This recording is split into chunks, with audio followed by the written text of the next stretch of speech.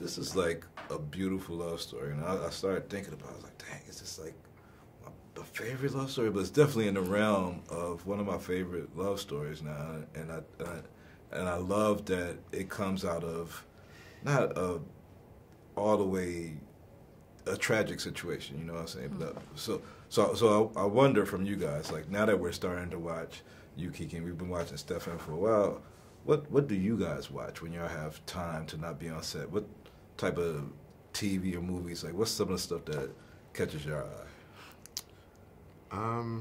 I mean, you know, I just finished Ozark season 2. Yeah. That's fun. It's cool to like. To me, sometimes I like watching stuff that I know I probably never act in. I think that it's fun to like get an escape in a way. Yeah, yeah. I mean, I'm all over the place. Most recently, I was watching Homecoming. Oh. What did you think, Kiki? You know, Julia was great. What about the other guy? No, you were fantastic. It's so good.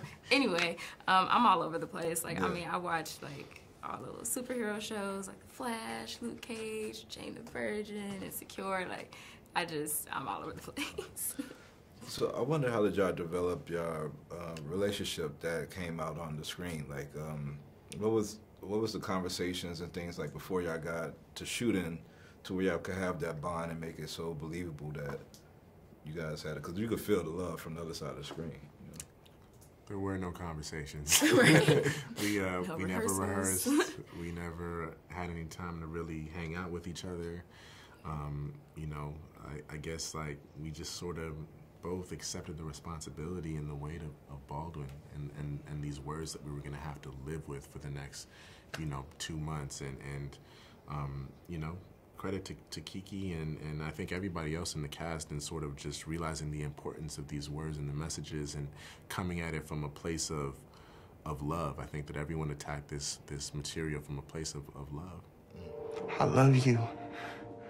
You know that. I do. And I understand what you're going through. Because I'm with you.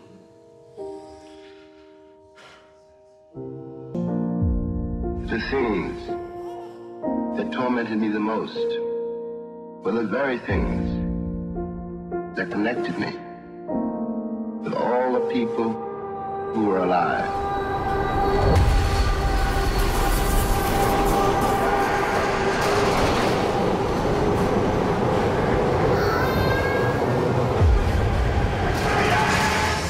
It speaks a lot.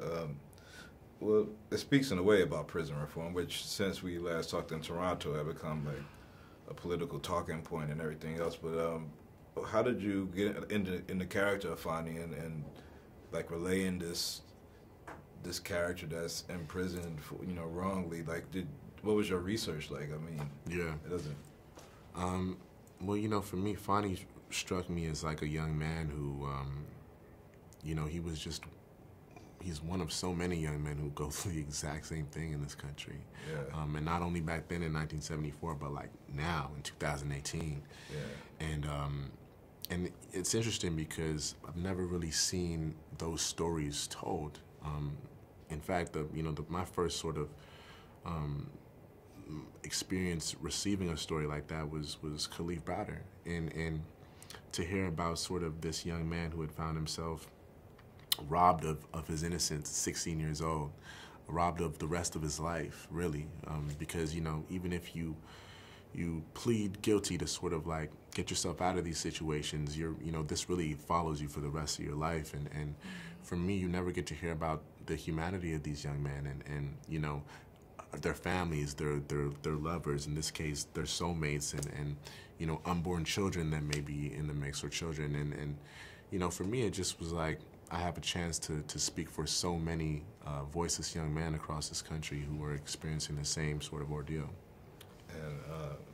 And lastly, Kiki, you've just been on a big stage lately. I just want to say congratulations. That's your first project, and I love seeing you guys do work, and I can't wait to see y'all do some more work. Thank you, man. Thank you. Appreciate you. Take care. All right. Good seeing you again.